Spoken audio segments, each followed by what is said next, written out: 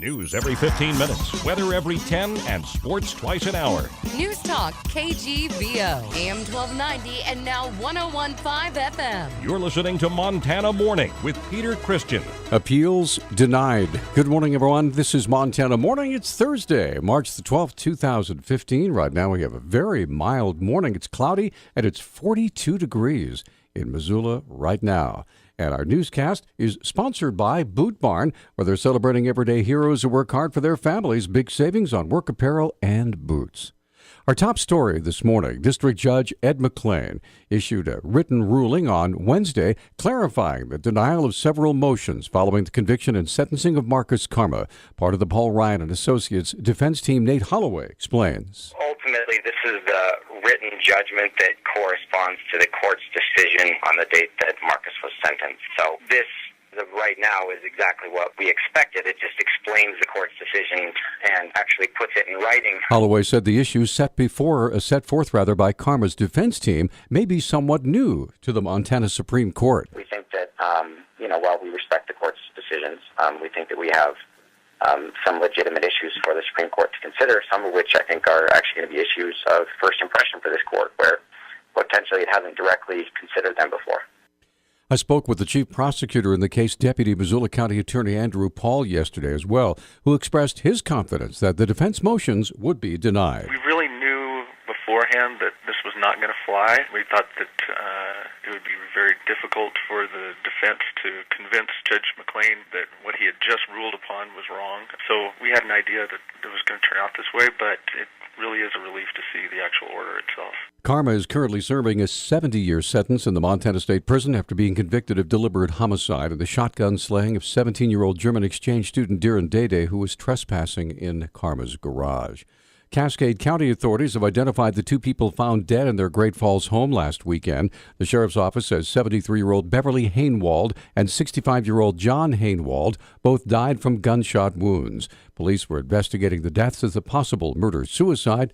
No other details released.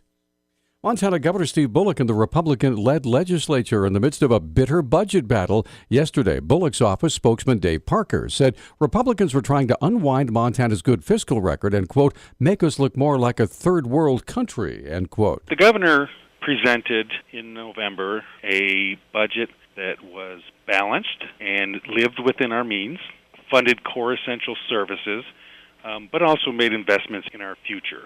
The Republican majority on the House Appropriations Committee has completely decimated that budget. They have grossly overspent. In response, Republicans have charged the governor's revenue forecast is too rosy. It points out a $359 billion gap between the, $1 million gap between the governor's office and that of Legislative Fiscal Division.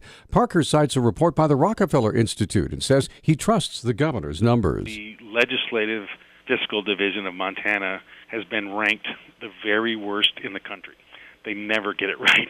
And, the governor's budget office has consistently been the better estimators and have the better numbers. So we're very confident in the numbers our budget office is projecting. Despite the back and forth, Parker says the governor's hopeful that the budgeting process will eventually end on a positive note. State representatives also considering a transparency proposal that Montana's Senate Majority Leader drafted after a major oil pipeline burst in the state earlier this year. Republican Senator Matt Rosendale introduced Senate Bill 368 in the House Federal Relations, Energy, and Telecommunications Committee yesterday. The proposal would require the state to provide easier public access to pipeline information, including counties where pipelines cross rivers and closest shutoff valves to a river. The proposal flew through the Senate 50-0 and 48-2 and is expected to get the governor's signature. Rosendale represents a northeastern district stretching from Glendive to Sydney. Missoula's Mountain Line bus system hit an all-time ridership record in February. General Manager Corey Aldridge says ridership has been growing by almost 10,000 riders a month. For the month of February, we exceeded 100,000 rides for the first time in the history of our service. January was our next highest. We were at 96, but before that, I believe it was somewhere in the 80,000 rides. The jump in numbers likely has a lot to do with the new zero fare, that means free, instituted with assistance from the city, the University of Montana, and other partners that chip in a combined total of over $400,000 a year. Aldrich says there are other changes helping to increase ridership as well. I think a number of things with the inclusion of the second 15-minute Bolt route on Route 2, with the late-night service that we added, and with the partner-supported zero fare. Combination of those things have really helped us push up our ridership. One of the zero fare goals is to increase ridership by 45%. Employees of Missoula's Fresh Market have practically become cross-eyed, changing out hundreds of thousands of computer-generated price tags from Safeway to the new owners.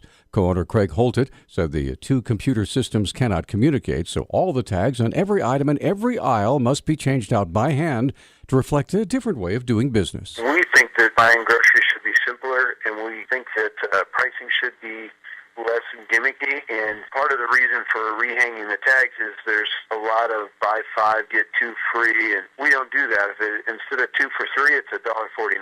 Holtet said Missoula Fresh Market will retain the gasoline pumps, but again, pricing will operate differently. Gas, you used to be able to get a discount with Safeway, and also the people that were buying groceries in the store, some of them didn't buy gas, but they were still paying for that gas discount. So what we've done is we're going to brand our gas with Conoco, and then if you use the Conoco credit card, you get 5 cents a gallon off every time you buy. Holtet and his partner Ron Ramsbach purchased the Orange Street Food Farm over a year or so ago and have since purchased the two Missoula Safeway stores on Reserve and on Broadway, which are now becoming Missoula Fresh Market stores.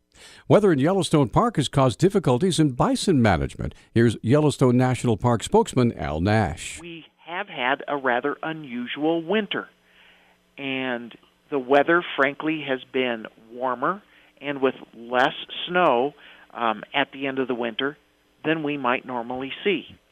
And that has resulted in bison moving back into the interior of the park. With bison in the park, it's been harder for hunters to diminish the herd as expected outside. Well, the interagency bison management plan partners had agreed upon a goal of reducing the current population by 800 to 900 bison this year. So the latest information I have says that we removed just under 700 bison from the population. Because of a light winter and large population of bison, park officials will likely have to increase the number of bison killed or shipped out this year. Newstalk Times 610. Newstalk, KGVO. Missoula's official weather station. Mostly cloudy to cloudy skies with a few spotty sprinkles and showers early in the day. By the afternoon, we'll see those showers diminish with our high temperatures climbing into the upper 50s and low 60s. I'm meteorologist Brooke Foster for KECI 13.